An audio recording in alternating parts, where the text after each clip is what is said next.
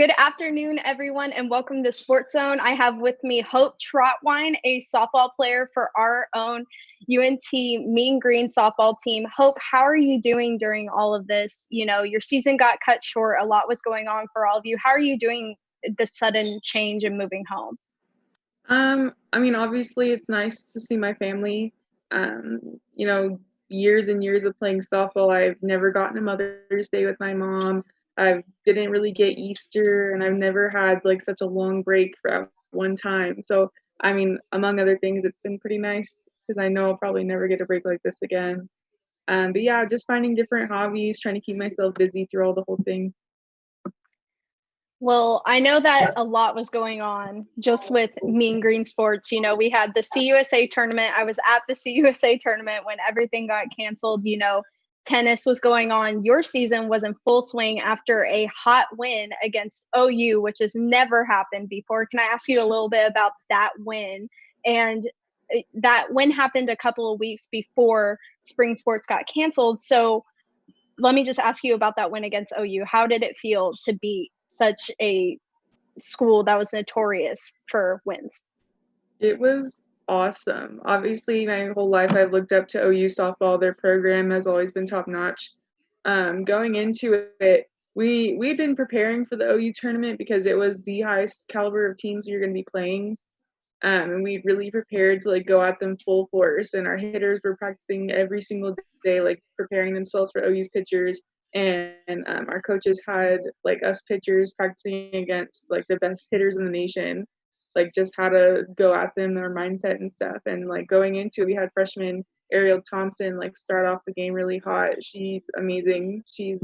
Um she's the my number two, and she's just everything. She looked up to me and we learned from each other really well. And like for her to go in as a freshman against arguably the best lineup in the country was big. And then we had Bailey come in and me come in at the end to close the book.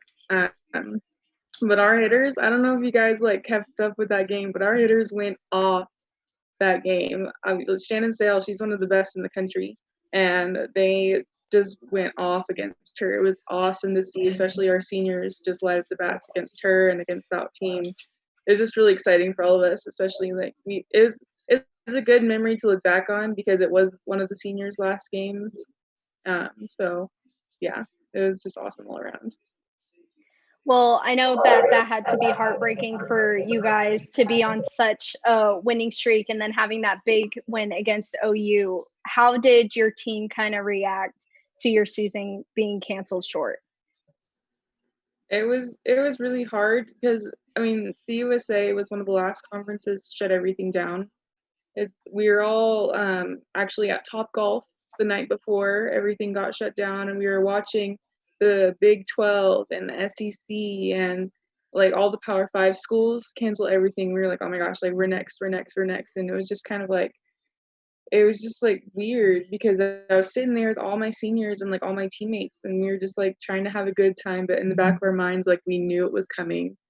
And then Coach DeLong sent us a text message to meet in the locker room that next morning for a team meeting, and then we got the news, and it was just heartbreaking. And my roommate is Katie Clark, and I don't know if you guys know Katie Clark, but she's leader in the conference and batting average, and she's like a definitely leader on our team.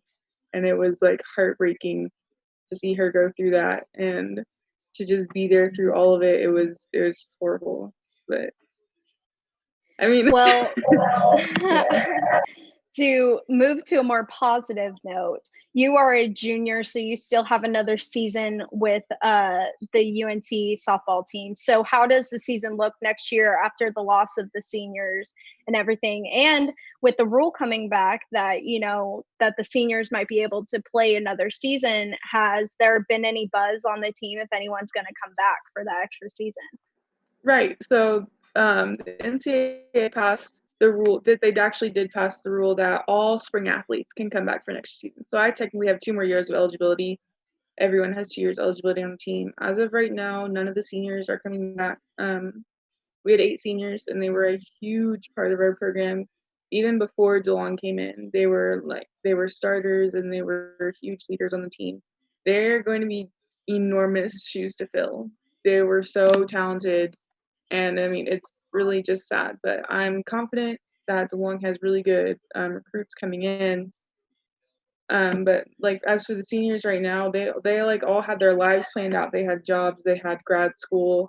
Actually, Nicole Ojanicki starts grad school in like 2 weeks. She's going to PT school at Tech, and I don't know. It's just like it's gonna be so different because they were really like the core of our team, and they're all I've ever known of college softball ever since I've come in. So I'm excited, but I know that it's gonna be way different. But that also means we have a bunch of room to grow. So. So you mentioned that those are some pretty big shoes to fill, and that your coach has really good recruitment, and he gets some really good girls on the team. So have you heard anything about recruitment? Are there any shining lights coming in that you've heard that are coming in for next season? Yes, so we actually have 2 grad transfers. With softball, if you're a grad transfer, you can transfer D1 to D1 with no penalty of taking a year off. So we have Gigi Wall. She's a pitcher from Texas Tech. She's like multiple year All-American. She's really sweet. I've met her, and she's going to be extremely good for our pitching staff.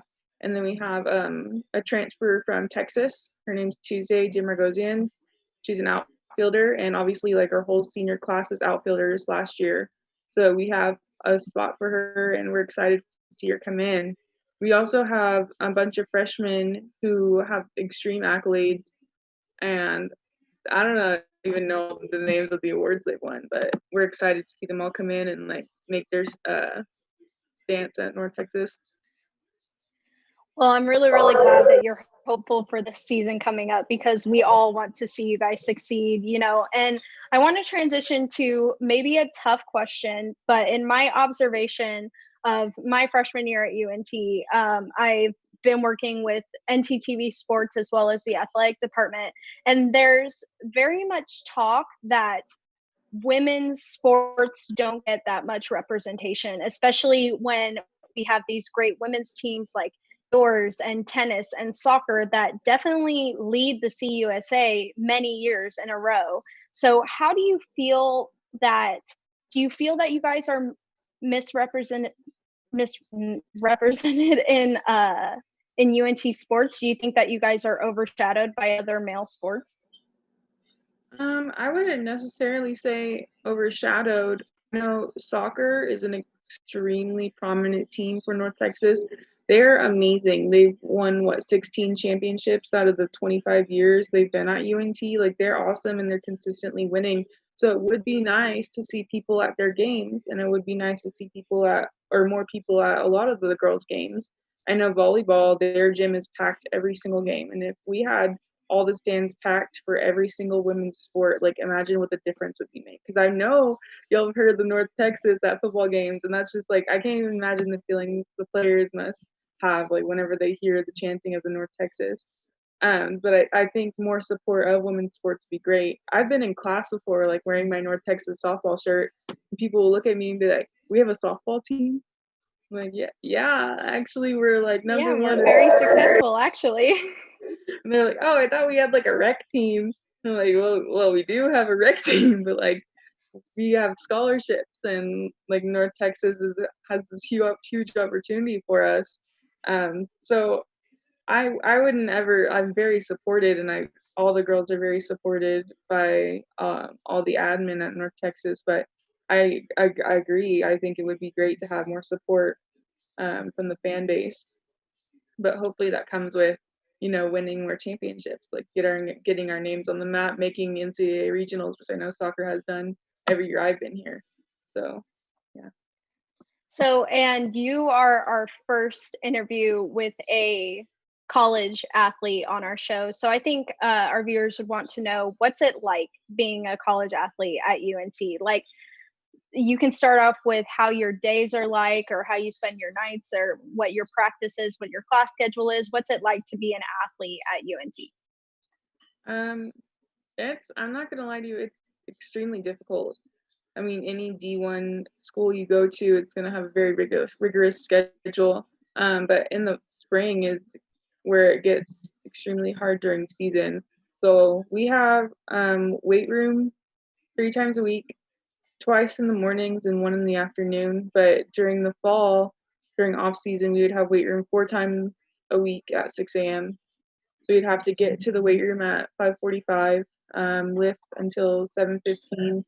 And if you had an 8 a.m., you got to skedaddle all the way to class or shower and leave or catch the bus. And sometimes you're all sweaty and it's gross, but sometimes you get to shower. I have pretty lucky about having late classes. So I'll go to class from like 10 to 2 and then practice from 2 to 5, stay after, go before. A lot of girls come before at least an hour to hit and then stay at practice till 5. And then if you have a night class, go ahead from 6 to 9, try to eat snack in between or find something at the Union or at the BLB Cafe. I like to go to the BLB Cafe. All my classes are in there. And then if you get home at like 9 o'clock at night, you do homework or you eat dinner or you rewind, like relax, take a shower, and start over again the next morning. Well, I very much commend you because I don't think I could do it. You know, we're college students. We're all struggling out here just to keep a social life. I couldn't even imagine what it'd be to play a D1 sport and be so committed as you are. So we all commend you. And thank you so much for giving us this time and this interview. I hope that you stay safe and stay with your family. And I'm sure you're going to be working hard this summer, you know, to do it again for another season. Bless you and bless your family and stay safe. Thank you very much.